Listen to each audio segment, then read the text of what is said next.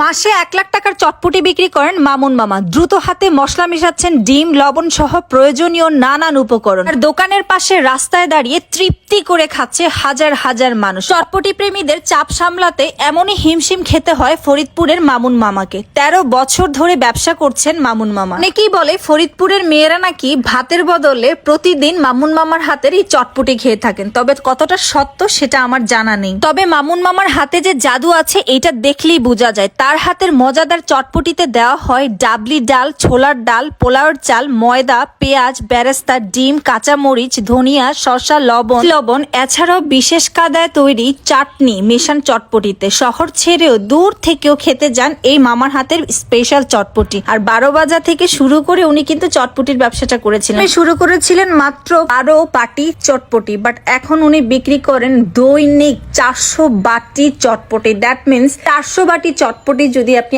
80 টাকা করে কাউন্ট করেন, ওনার প্রায় 32,000 টাকার মতো দৈনিক চটপটি বিক্রি হয়। সো মাসে সেটা দাঁড়ায় প্রায় 1 লাখ টাকার মতো। চটপটিটা ঢাকা থেকে যদি কেউ খেতে যান তাহলে আপনার কাছে মনে হবে টোটালি ডিফারেন্ট একটা টেস্ট। আমার কাছে যেটা মনে হয়েছে, না হালিম না চটপটি, বাট এইটা একটা ডিফারেন্ট টেস্ট ছিল।